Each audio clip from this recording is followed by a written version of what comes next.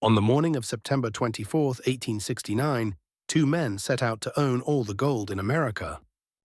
Not most of it, all of it, enough to name their own price for the metal that every dollar, every debt, every shipload of grain in the country was measured against, and force the whole economy to buy it back from them.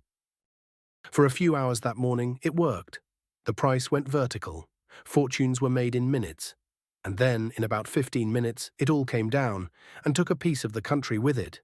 They called that day Black Friday, the first one. This is the story of how one quiet man tried to corner the gold supply of the United States, and how he got so close he had to reach inside the White House to do it. You've met him before. Jay Gould, small, silent, and the most dangerous mind on Wall Street. A year earlier, he'd beaten Cornelius Vanderbilt for the Erie Railroad by printing stock faster than the richest man in America could buy it. Beating a titan wasn't enough. Gould wanted to beat the market itself. To understand his plan, you have to understand gold in 1869.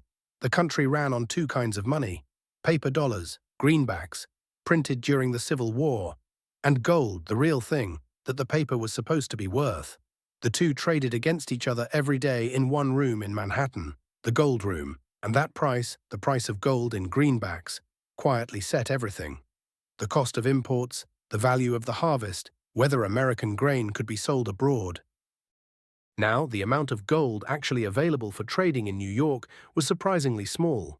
A pool of maybe $15–20 million.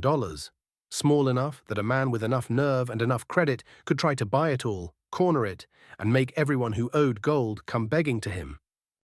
There was only one force big enough to crush a corner like that: the United States Treasury.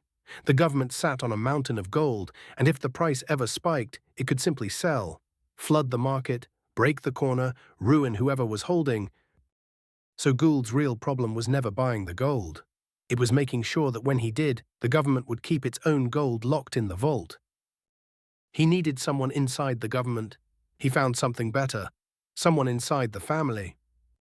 His name was Abel Corbin, an old Wall Street operator, sharp and oily, and, crucially, the new brother-in-law of the President of the United States, Ulysses S.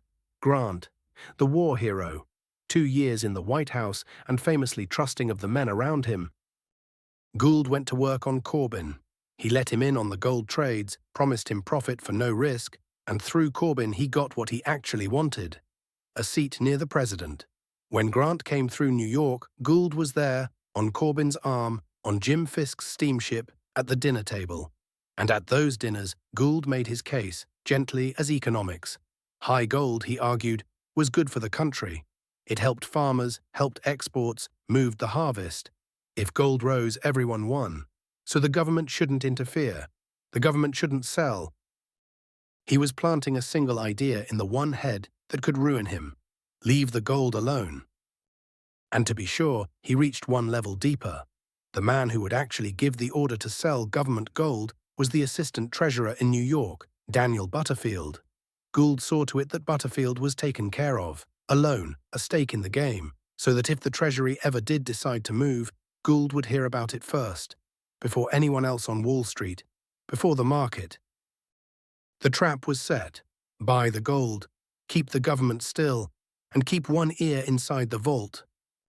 Then Gould started buying, quietly at first, through a web of brokers, so no one could see how much one man held. The price of gold began to climb, and to turn the climb into a stampede, he brought in his old partner, the loud one, Jim Fisk. Where Gould was a whisper, Fisk was a brass band. He bought gold openly, boasted about it, told everyone who'd listened that gold was going to the moon and the government was on their side. The gold room caught fire.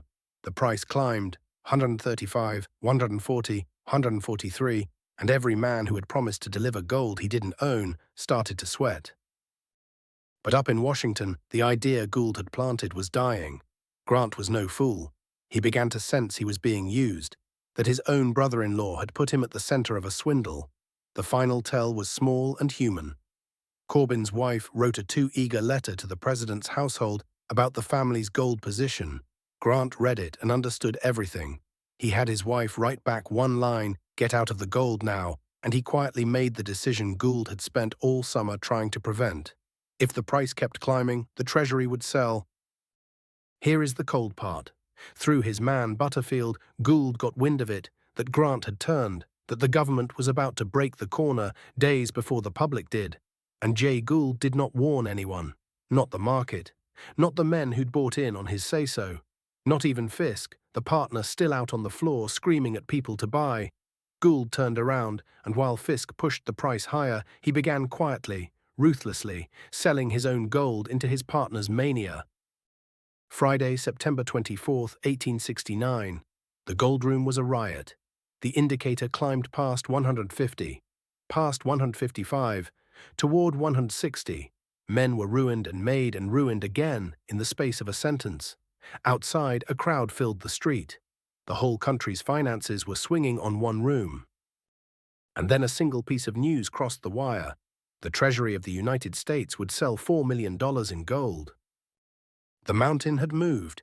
In minutes, the price of gold collapsed, 160, 140, 133, straight down through every fortune built on the way up. The corner was over. Wall Street cratered with it.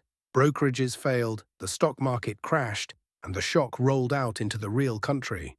Freight stopped, credit froze, and for months, farmers half a continent away paid for a scheme in a single room in Manhattan.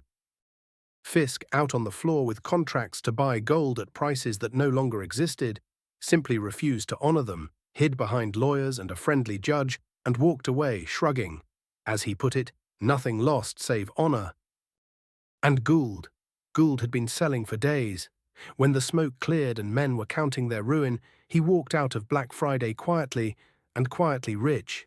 He had cornered the gold of the United States, reached inside the president's own family to do it, and when it broke, he was already gone.